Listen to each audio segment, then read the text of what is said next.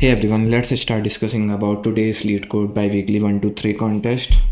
So yeah, let's start with the first problem, type of triangle. ठीक है, तो तुम एक बार प्रॉब्लम देख लो और मैं भी समझा देता हूँ बेसिकली प्रॉब्लम है क्या. पहले तुम एक बार देख लो. ठीक है, तो हमें क्या गिवन है. तो बेसिकली हमें है ना ट्राइंगल की 3 साइड गिवन है प्रॉब्लम में. एक हमारे पास ट्राइंगल है, उसकी 3 साइड्स गिवन है और हमें बताना है कि बेसिकली ये जो ट्राइंगल है ये ट्राइंगल.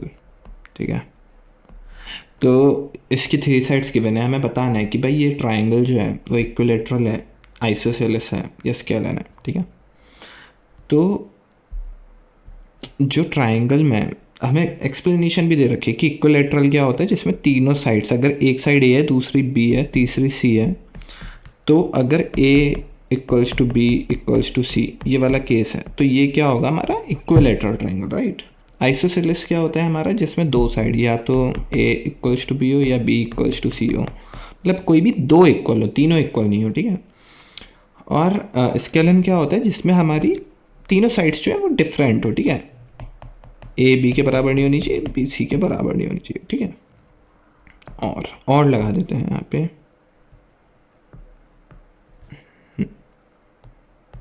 ठीक है, या तो ए बी के बराबर हो, सी के बराबर हो. ठीक है, तो ये क्या होगा हमारा, ये हमारा होगा आइसोसेलेस का केस. ठीक है, और ये हमारा है इक्विलेटरल का और ये हमारा स्केलन का. ठीक है, अब इसमें ये बताना था कि अगर तुम्हें तीनों साइड्स गिवन है तो ये जो गिवन ट्राइंगल है ये कौन सा ट्राइंगल है, इक्विलेटरल है, आइसोसेलेस है, स्केलन है, या फिर ये ट्राइंगल ही नहीं बन सकता. ठीक है, अब ये वाली जो प्रॉब्लम है मेरे को इस चक्कर में अच्छी नहीं लगी, क्योंकि मतलब ठीक है कि मतलब यूजुअली पता रहती है सबको ट्राइंगल की प्रॉपर्टी, बट अगर कोई भूल जाता है तो पहले वो इंटरनेट पे सर्च करे फिर वो चेक करे, तो वो चीज़ अच्छी नहीं लगी. तुम दे देते, मतलब अगर दे देते प्रॉब्लम में तो ज़्यादा बेटर रहता ए प्रॉब्लम के हिसाब से. तो एक ट्राइंगल की प्रॉपर्टी होती है कि सम ऑफ टू साइड्स जो होता है ना, sum of two sides should be greater than third side. ठीक है, sum of two sides should be greater than क्या होना चाहिए, should be greater than third side.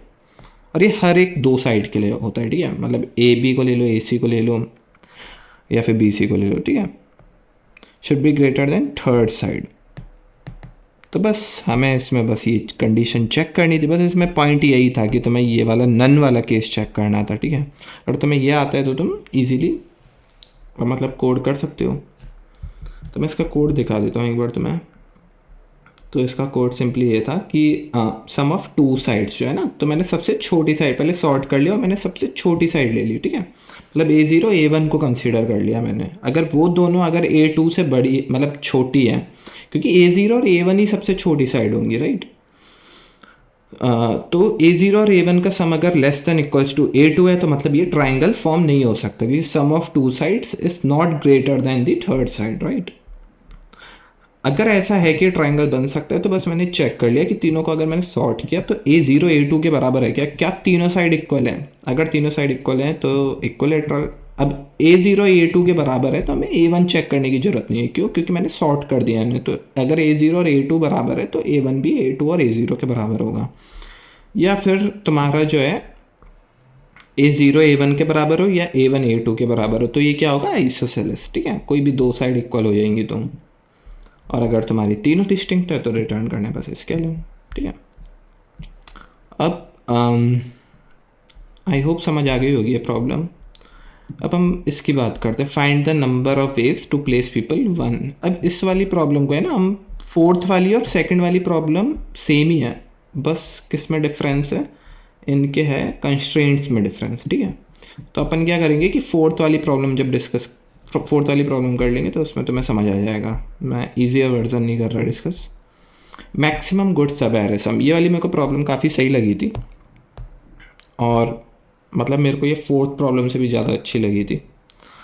तो मैं बता देता हूँ, मतलब इसमें लर्न मतलब सीखने वाली है. फोर्थ प्रॉब्लम में कुछ सीखने को नहीं मिलता तुम्हें, तो एक बार देख लेते हैं ऐसे है क्या. मैक्सिमम गुड सब एरेसम. ठीक है, तो बेसिकली एक बार तुम पढ़ लो प्रॉब्लम, प्रॉब्लम है क्या, फिर मैं तुम्हें समझा देता हूँ।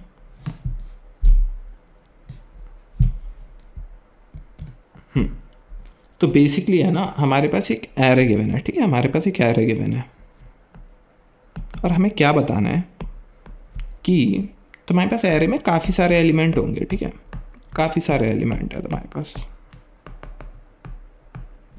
अब सब एरे क्या होती है, कोई भी कॉन्टिग्यूस, मतलब सब एरे का मतलब कोई भी कॉन्टिग्यूस एलिमेंट्स उठा लो तुम, A3 A4 A5 A6 A2 A3, ठीक है, तुम्हारी ये सब एरे होती है, ठीक है।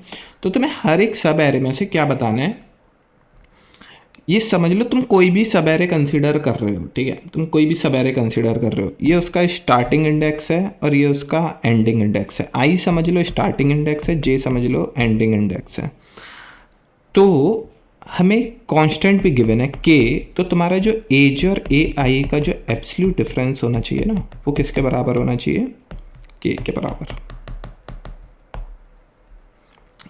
अब सबसे पहले है ना मॉड, यहाँ पे तुमने देखा ए जे माइनस ए आई का एब्सोल्यूट डिफरेंस के होगा, तो ऐसी एक सब एरे नहीं होगी, काफ़ी सारी हो सकती है, या फिर कोई भी सब एरे नहीं होगी, राइट।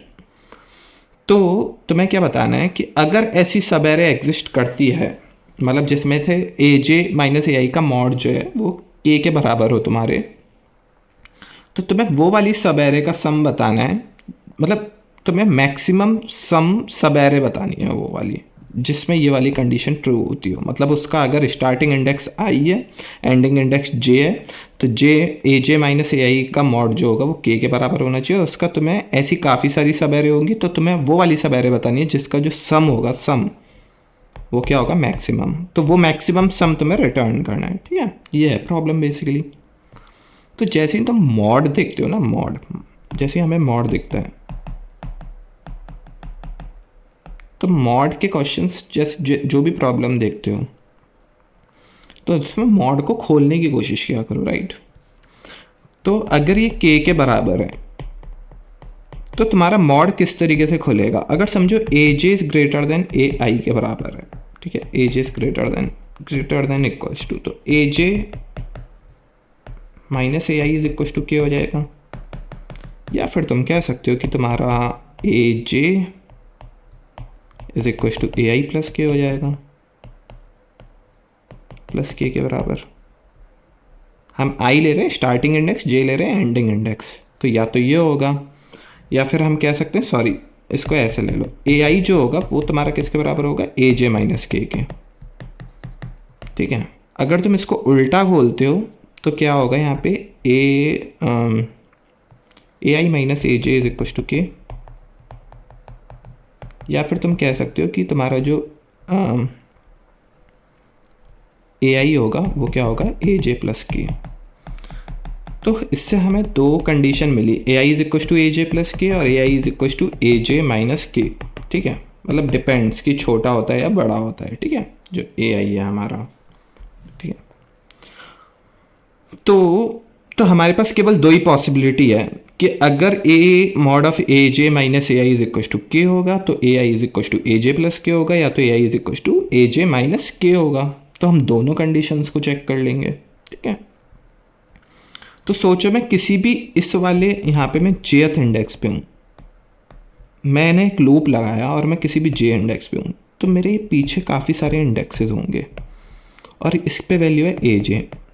तो जो हमें गिवन कंडीशन, मतलब जो हमारी गिवन कंडीशन ट्रू केवल उन वाले इंडेक्सेस पे होगी, आई वाले पे, जहाँ पे जो हमारा ए आई है या तो हमारा क्या हो, ए जे प्लस के हो, या तो हमारा ए आई जो ए जे माइनस के हो। तो तुम्हें अपने पीछे देखना है कि ये वाली वैल्यूज़ किन किन इंडेक्सेस पे आती है।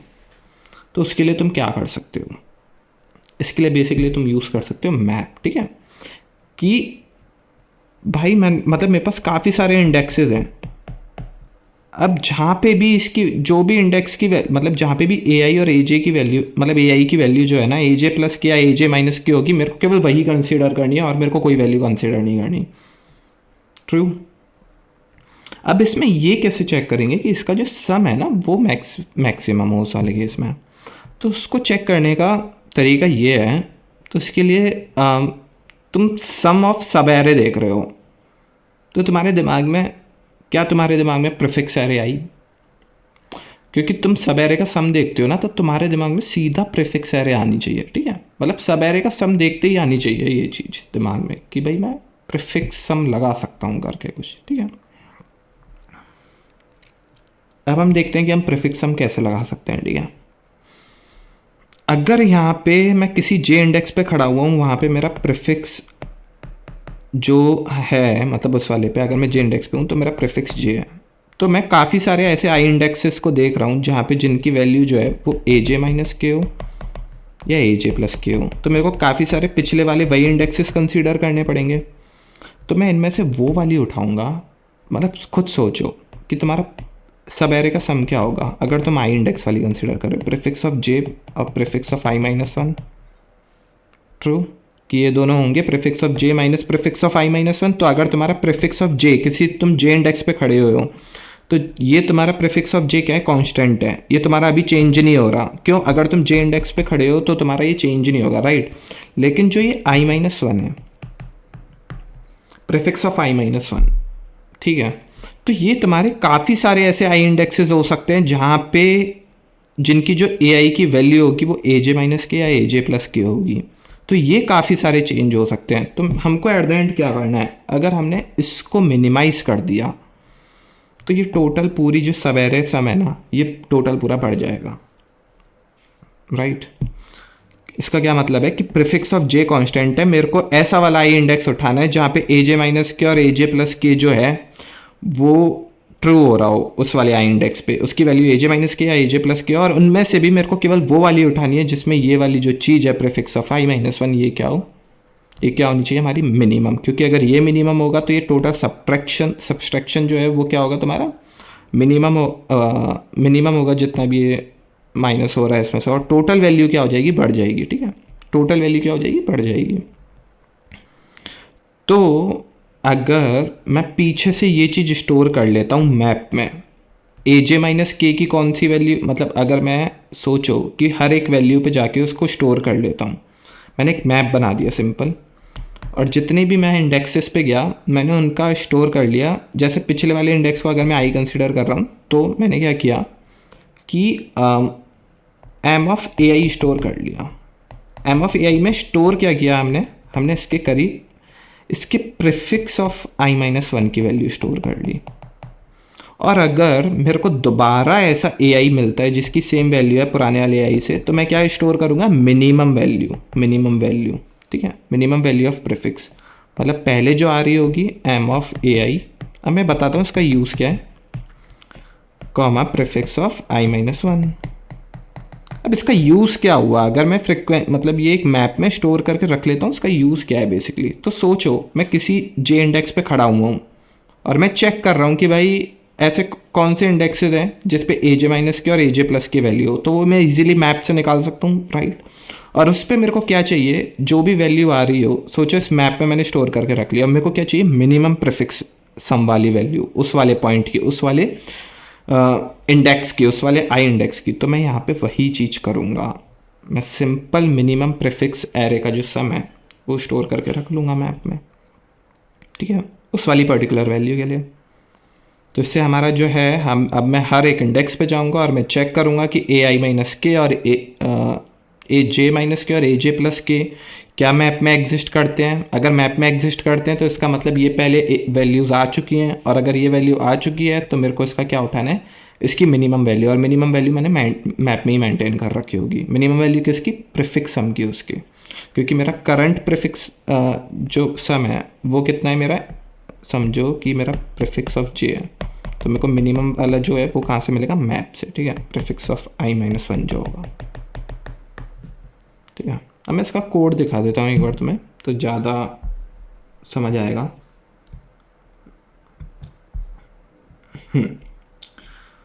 तो बेसिकली मैंने यहाँ पे क्या किया कि ये थोड़ा सा कोड ज़्यादा लेंथी लिख दिया, तो इसको मत कंसिडर करना। मतलब तुमने कॉन्सेप्ट समझना है, इसको मत देखना, ये जल्दबाजी में लिखा जाता है तो काफ़ी चीज़ें गलत कर देते हैं। तो ये मैप ले लिया हमने, ठीक है, सिंपल मैप ले लिया हमने। यहाँ पे लॉन्ग लॉन्ग की ज़रूरत नहीं थी, इंट से काम चल जाता, क्योंकि ए आई माइनस के और ए आई प्लस के जो होगी उसकी वैल्यू जो होगी वो less than equals to 2e9 होगी और greater than equals to -2e9, ठीक है।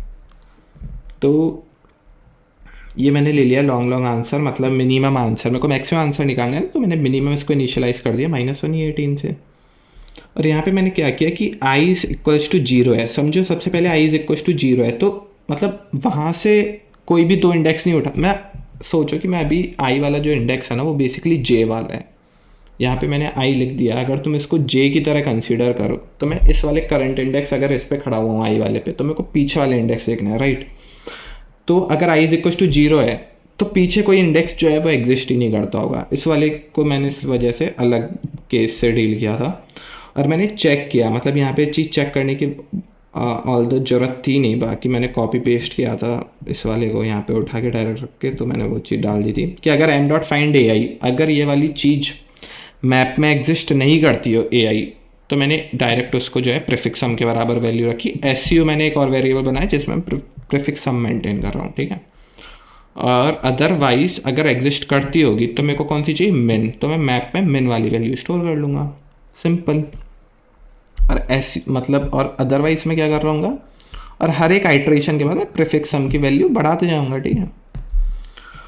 और अगर i is greater than equals to 1 होगा तो मेरे को बेसिकली चेक करना है ए आई माइनस के और ए आई प्लस के। तो अगर ए आई माइनस के वाली वैल्यू एग्जिस्ट करती होगी तो मेरे को कौन सी चाहिए, ये मेरा प्रीफिक्स सम, मेरा करंट प्रीफिक्स सम क्या हो जाएगा, ये एस यू है पुराना वाला प्रीफिक्स सम, प्लस ए आई, अब ये करंट वाला हो गया, माइनस में एम, मतलब मैप में मैंने क्या स्टोर कर रखी होगी, मिनिमम वैल्यू जो होगी प्रीफिक्स सम की, जिसकी वैल्यू जो है ए जे की वैल्यू ए आई माइनस के होगी, सॉरी ए आई की वैल्यू जो होगी वो ए जे माइनस के, आई को जे की तरह कंसिडर करो, मतलब सम जो कि पीछे जो है वो वाली वैल्यू ए आई माइनस के बराबर होगी। सिमिलरली मेरे को ए आई प्लस के का कंसिडर करूँगा कि इसकी मतलब ये एग्जिस्ट करती हो, और तो मेरे को मैक्सिमम वैल्यू लेनी है, ठीक है। और सिंपली मैंने चेक किया कि अगर ये वाली वैल्यू एग्जिस्ट करती है ए आई वाली, तो सिंपल इसको असाइन कर दो, अगर नहीं सॉरी अगर नहीं करती हो तो उसको डायरेक्टली असाइन कर दो प्रीफिक्स सम के बराबर। अगर प्रीफिक्स सम पिछले तक का, अभी वाला जो है ना, मतलब अभी हम करंट वाला नहीं कंसीडर कर रहे हैं, ठीक है, करंट वाले को मैं अपडेट करके यहाँ पे करता हूँ हर एक आइट्रेशन के एंड में, ठीक है। तो इसको क्योंकि हमें जो प्रीफिक्स सम है वो पुराना वाला ही इनिशियलाइज करना है, मतलब आई इंडेक्स का i-1 वाला इनिशियलाइज करना है, राइट। मतलब अभी हमने पहले इक्वेशंस में देखा था। तो या फिर अगर एग्जिस्ट करता है इस वाले आई के लिए तो हम क्या करेंगे, मिनिमम वाला स्टोर कर लेंगे और बस हर बार एस यू की वैल्यू बढ़ाते जाएंगे हम, ठीक है, एस यू की वैल्यू बढ़ाते जाएंगे। और एंड में अगर आंसर -118 के बराबर है, इसका मतलब कि कुछ भी जो है इसमें वैल्यू आई नहीं होगी, मतलब कि कोई भी एक ऐसा एग्जिस्ट नहीं किया होगा एलिमेंट जिसमें ए जे माइनस ए आई की वैल्यू जो है, mod of A J minus A i की वैल्यू जो है के बराबर हो। तो उस केस में गिवन था प्रॉब्लम में कि आंसर को 0 कर देना और रिटर्न कर दो आंसर, ठीक है। तो ये वाली प्रॉब्लम मेरे को काफ़ी अच्छी लगी थी, आई होप तुम्हें भी समझ आई होगी। अभी वाली प्रॉब्लम देखते हैं, fourth problem, find the number of ways to place people. ये वाली प्रॉब्लम मेरे को टू बी ऑनेस्ट काफ़ी ख़राब लगी थी। अब मैं उसका रीज़न बताता हूँ ऐसा क्यों। ओके, तो बेसिकली पहले तुम प्रॉब्लम पढ़ लो, फिर मैं बताता हूँ कि ड्यूरिंग कॉन्टेस्ट क्या गड़बड़ी हुई इस वाली प्रॉब्लम में मेरे साथ। इस चक्कर में मेरा कम मन कर रहा था इसको सॉल्व करने का भी, लेकिन मैंने कर दिया था कॉन्टेस्ट में। तो एक बार देख लो तुम प्रॉब्लम, ठीक है। अब मैं समझा देता हूँ तुम्हें, मैं भी समझा देता हूँ एक बार। तो बेसिकली प्रॉब्लम ये थी कि मतलब मैं नाम नहीं ले रहा इसमें, जो भी था ये टैकीना जो भी था, तो तुम्हारे पास जो है ना कुछ कोऑर्डिनेट्स गिवन है, ठीक है, कुछ कोऑर्डिनेट्स गिवन है, मतलब एक्स वाई के फॉर्म में होंगे coordinates basically, right, X Y के फॉर्म में होंगे। अब तुम्हें क्या करना है कि तुम्हारे पास एक बंदा है समझो ए, दूसरा बंदा है तुम्हारे पास बी, ठीक है। तुम्हें इन कोऑर्डिनेट्स पे किसी दो पोजीशन पे ए और बी को बिठाना है, ठीक है, ए और बी को बिठाना है। और वो कुछ इस तरीके से बैठने चाहिए सच दैट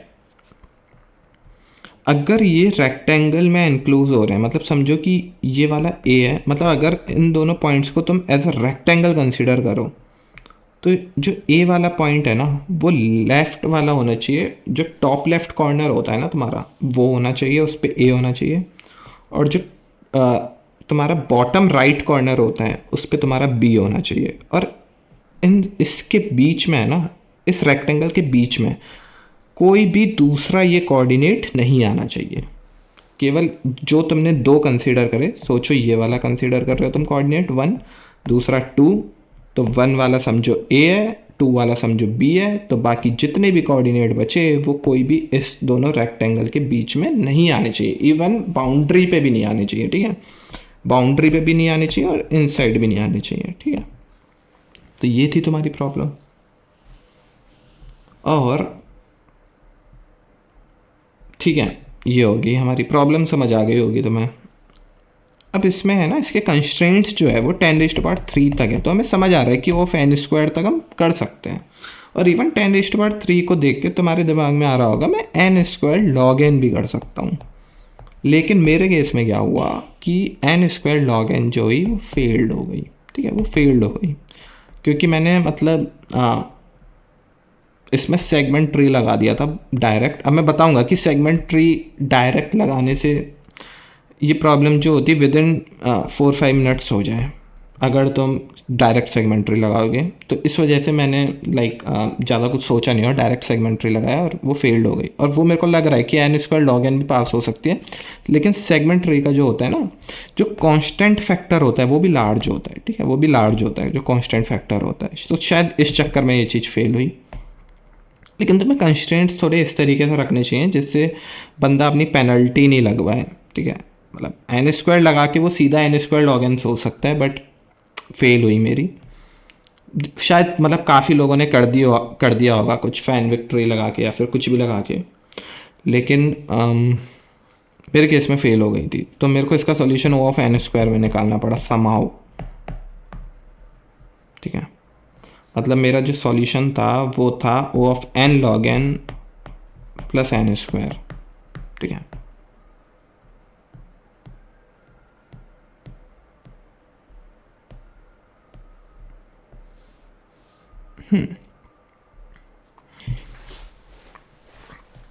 अब हम देखते हैं कि ये प्रॉब्लम को सॉल्व कैसे करेंगे, ठीक है। और इसमें है ना, प्रॉब्लम में ज़्यादा कुछ सीखने को मिलता नहीं है एट द एंड। अब उसका रीज़न मैं बताता हूँ क्या है। सोचो तुम कोई भी कोऑर्डिनेट को, दो कोऑर्डिनेट तुमने पकड़े, कोई भी दो कोऑर्डिनेट, कोई भी, इसको ऐसे मत लो, x1 y1 ले लो, इसको ले लो x2 y2। हाँ, और एक चीज़ मैं बताना भूल गया, ये even on the same line भी हो सकते हैं। इसका मतलब क्या है, तुम्हारा ये भी हो सकता है कि ये x1 y1 इस तरीके से हो और ये हो x1 y2, ठीक है, सॉरी x2 y1। अब इसमें x क्या बताया गया है, x बताया गया है कि इंक्रीजिंग डिस्टेंस के टर्म में जो राइट में बढ़ेगा। मतलब अगर यहाँ पे x1 तुम्हारा 3 है तो यहाँ पे सोचो x2 6 है, मतलब राइट की तरफ जो तुम्हारे स्टेप्स बढ़ रहे हैं। y जो है वो तुम्हारा वर्टिकल डायरेक्शन में जो स्टेप्स बढ़ रहे हैं, कम हो रहे हैं, ठीक है, वो वाली चीज़ है। तो ये 3 है, ये समझो 6 है, ठीक है, x1 इधर है 3, इधर है तुम्हारा x2 6, ठीक है। तो तुम्हें क्या करना है कि हाँ,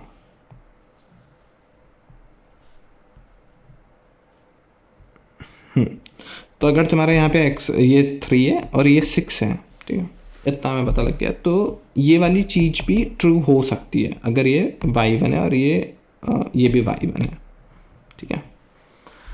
अब ऐसा क्यों, क्योंकि सोचो ये तुम्हारा केवल लाइन क्रिएट कर रहा है, तो लाइन भी तुम्हारा as a possible solution act कर सकता है, ठीक है। लेकिन कंडीशन ये है कि इसके बीच में कोई नहीं आना चाहिए, ठीक है, इसके बीच में कोई भी और दूसरा पॉइंट नहीं आना चाहिए।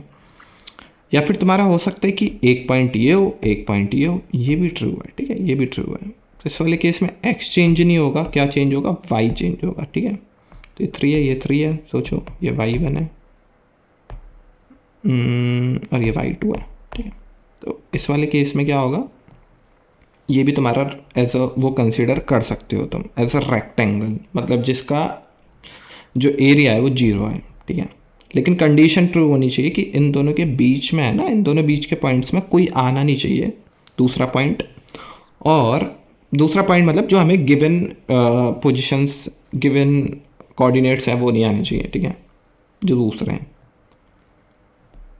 अब इसमें क्या है कि तुम खुद सोचो कि अगर मैं किसी यहाँ पे पॉइंट पे खड़ा हुआ हूँ और मेरे को चाहिए ये वाला पॉइंट, तो डेफिनेटली इसका जो x होगा वो हमेशा ज़्यादा होगा या तो बराबर होगा इस वाले के x के, मतलब अगर ये x2 है या x1 है तो x2 should be greater than equals to x1, या बराबर भी हो सकता है।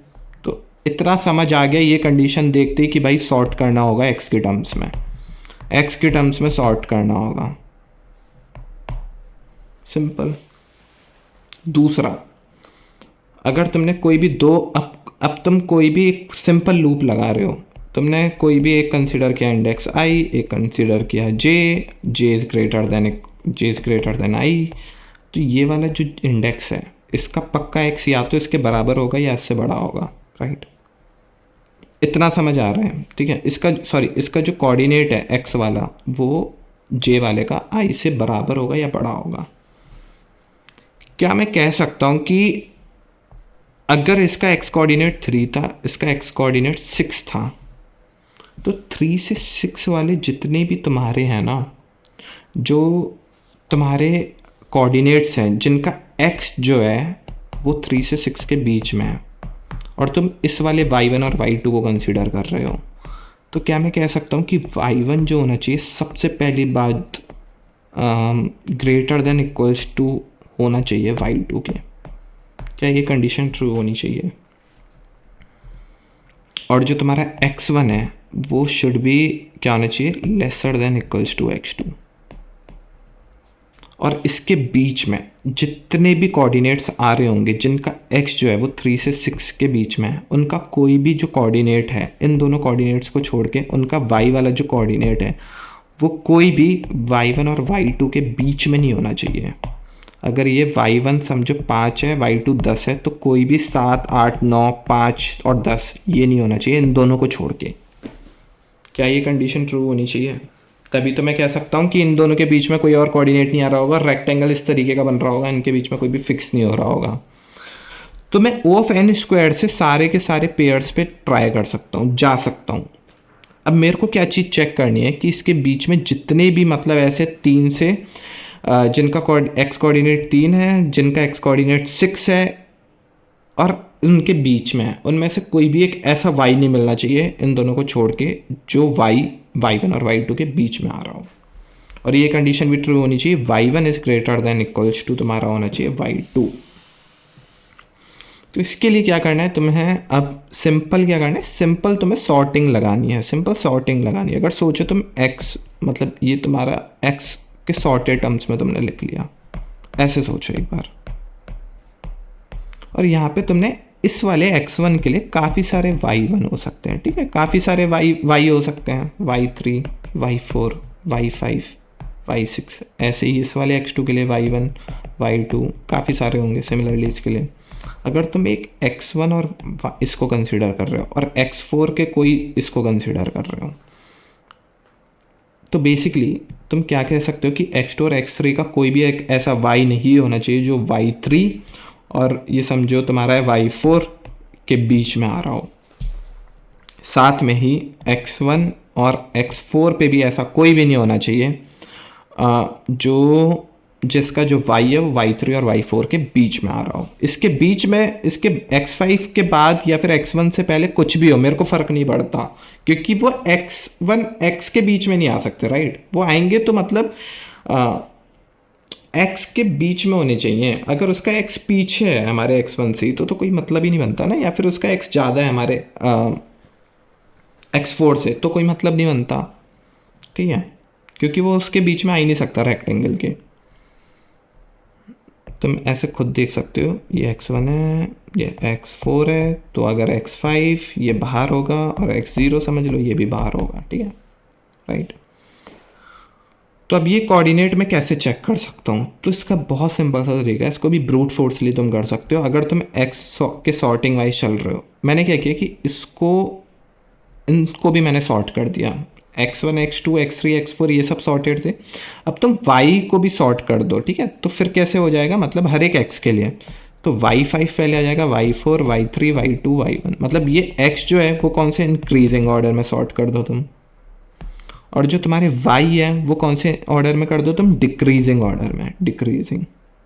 अगर तुम x इंक्रीजिंग में कर देते हो, y डिक्रीजिंग में कर देते हो, तो क्या होगा, अगर तुम कोई भी सोचो इंडेक्सेस को कंसीडर कर रहे होगे, सोचो तुम इस वाले y3 से y4 के बीच में कर रहे होगे, तो इसका जो y1 और y2 है, क्या मैं कह सकता हूँ वो डेफिनेटली y3 से ज़्यादा होगा, क्योंकि मैंने इंक्रीजिंग ऑर्डर में सॉर्ट कर दिया है। तो अगर ये x1 ये x4 है, और ये समझो तुम्हारा ये x1 y3 है, ये तुम्हारा ऐसे है, ये x4 y4 है, तो इसी वाले x1 पे जो तुम्हारा y1 और y2 होगा, उसका जो y है वो ज़्यादा है, तो वो कहीं x1 से ऊपर की साइड एग्जिस्ट करता होगा इस वाले कोऑर्डिनेट से। तो अगर इस वाले से ऊपर एग्जिस्ट करता होगा तो मेरे को मतलब ही नहीं है। और अगर मैं y4 को कंसीडर कर रहा हूँ, तो y5 और y6 जो होंगे, इनके कोऑर्डिनेट्स अब मैंने डिक्रीजिंग ऑर्डर में सॉर्ट कर दिया ना, तो x4 y5 कहीं यहाँ होगा, इससे छोटे पे, इससे छोटे पे। तो ऊपर वालों से मेरे को कोई मतलब नहीं है, मेरे को नीचे वालों से कोई मतलब नहीं है, मेरे को बीच वालों से मतलब है, ठीक है? मेरे को बीच वालों से मतलब है। तो मैं किसी भी इंडेक्स को पकड़ूँ अगर, और मेरे को केवल ये चेक करना है, ठीक है? मेरे को केवल ये चेक करना है कि अगर मैं एक इंडेक्स को ये पकड़ता हूँ, एक इंडेक्स को ये, तो मेरे को इससे इसके बीच में जितने भी एलिमेंट्स आ रहे हैं वो मेरे को चेक करना है कि उसमें से कोई भी जो है ना वाई वाली वैल्यूज़ जो है वो y3 और y4 के बीच में नहीं होनी चाहिए, ठीक है? तो वो कैसे चेक कर सकते हैं? तो उसके लिए तुम्हें एक ही दो वैल्यू चेक करनी है। तो मैंने क्या किया कि y3 से मैंने जस्ट बड़ी वाली वैल्यू देखी कोई भी, और मैंने चेक करी क्या वो y4 से छोटी है। फॉर एग्जाम्पल अगर मेरा y3 जो है वो 3 है, सॉरी 6 है, और y4 जो है मेरा वो 3 है, तो मैंने जस्ट इससे, तो इसका मतलब क्या है कि ये 6 है और ये 3 है, ठीक है? तो यहाँ पे 6, यहाँ पे 3, तो मैंने इसके बीच में हो सकता है काफ़ी सारी वैल्यूज़ हो, ठीक है? इसके बीच में हो सकता है काफ़ी सारे ऐसे कोऑर्डिनेट हो। तो मैंने चेक किया कि भाई इससे कोई भी छोटी वैल्यू है ऐसी, इससे सोचो छोटी वैल्यू काफ़ी सारी हो सकती हैं, काफ़ी सारी हो सकती हैं, 6 से छोटी वैल्यूज़। तो मैंने क्या किया, अब मतलब सबसे ज़्यादा चांसेस किससे हैं कि जिससे कि हमें पता लगे इन दोनों के बीच की वैल्यू है? क्या इसको अगर मैं कंसीडर करूँ सबसे ज़्यादा चांसेस मालूम लगेंगे? बिल्कुल नहीं मालूम पड़ेंगे, क्योंकि ये 3 से छोटा है।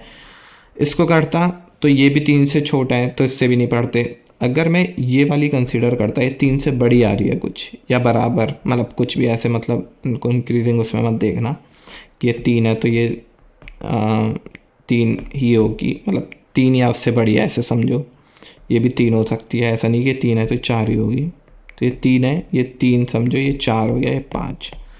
तो अगर मैं 3 को देखता हूँ, इससे मेरे को पता लग जाएगा हाँ इसके बीच में वैल्यू है। इसको भी कंसीडर करता हूँ, इसको मालूम पड़ेगा। लेकिन मैं इनको कंसीडर करता हूँ तो ये हमेशा 3 से छोटी है, तो मेरे को मतलब ही नहीं है। 4 को देखता हूँ तो हाँ भाई बीच में है, 5 को देखता हूँ हाँ भाई बीच में है। तो मैंने क्या किया, मैंने 6 से जस्ट छोटी वाली वैल्यू देखी, जस्ट छोटी वाली वैल्यू जो कि 6 और 3 के बीच में आ रही है, तो वो क्या है 5। और जो 5 है वो बिटवीन है 6 to 3, तो मैं कह दूंगा सीधा आंसर नो, कि भाई ये पेयर तो एग्जिस्ट ही नहीं करता। अब मैं इसको ऊपर से समझाता हूँ, मैं क्या कहने की कोशिश कर रहा हूँ। y3 से मैं जस्ट बड़ी वाली वैल्यू देखूँ, जस्ट छोटी वाली वैल्यू देखूँगा, और अगर वो वाली छोटी वैल्यू वो greater than equals to y4 है, तो क्या मैं कह सकता हूँ कि भाई इन दोनों के बीच में कोई वैल्यू आ रही है? और अगर ऐसा होता है तो हम सीधा कह सकते हैं कि नो भाई ये पेयर तो नहीं होगा, दूसरे पेयर देखते हैं, ठीक है? तो इस तरीके से तुम ब्रूट फोर्सली चेक कर सकते हो, और वो तुम्हारा ऑफ एन स्क्वायर में निकल जाएगा। और जो तुम्हारी पहले की कंप्यूटेशंस हैं वो एन लॉग एन में निपट जाएंगी, ठीक है? ठीक है, मैं दिखा देता हूँ कि अभी ये प्रॉब्लम में कुछ तुम टेक्निक नहीं सीखते हो, बस मतलब मतलब सॉर्टिंग है इसमें और कुछ भी नहीं है, तो वो चीज़ मेरे को थोड़ी सी कम अच्छी लगी। पिछली वाली में एटलीस्ट तुम प्रीफिक्स सम सीख रहे हो, तुम मैप्स को अच्छे से यूज़ करना सीख रहे हो। इसमें अगर किसी को डायरेक्टली सेगमेंट ट्री लगाना आता हो तो वो फंस सकता है, ठीक है। मतलब जैसे मेरी 2 पेनल्टी फालतू की लग गई इस चक्कर में, मेरा मन भी ख़राब हो गया था। मैंने क्या किया था, मैं तुम्हें वो भी बता देता हूँ। मैंने क्या किया था कि मैंने एक्स वाई सॉर्ट कर दिया, और मैं सोचो किसी एक्स इज इक्वल टू 3 पे हूँ, x1, और यहाँ पे x2 जो है वो समझो कोई 6 है, मैं आई जे पे कंसीडर कर रहा हूँ, ठीक है। तो 3 मैंने देखा कहाँ किस रेंज से स्टार्ट हो रहा है, इंडेक्स 3, और मैंने 6 ऐसे ही देखा कहाँ तक एंड हो रहा है। तो 3 और 6 के बीच तक मैंने चेक कर लिया सेगमेंट ट्री से डायरेक्ट कि ऐसी कितनी वैल्यू हैं जो y1 और y2 के बीच में है। अगर वो वाली वैल्यू y1 और y2 के बीच में, उनको मिला के, ठीक है, तो अगर वो वाली वैल्यू मेरी 2 ही आई, मतलब कि ये दो इंडेक्सेस, तो मतलब सीधा प्रिंट कर दो कि यस आंसर में +1 कर दो, अदरवाइज आंसर में +1 नहीं करो। और ये सेगमेंट ट्री से डायरेक्ट निकल जाता है, ठीक है। तुम्हें दिमाग नहीं लगाना पड़ता है इतना कि ये सॉर्ट करना है, जस्ट बड़ी वाली वैल्यू देखनी है, ठीक है। तो ये वाली चीज़ हो सकती थी। मैं इसका कोड दिखा देता हूँ तुम्हें।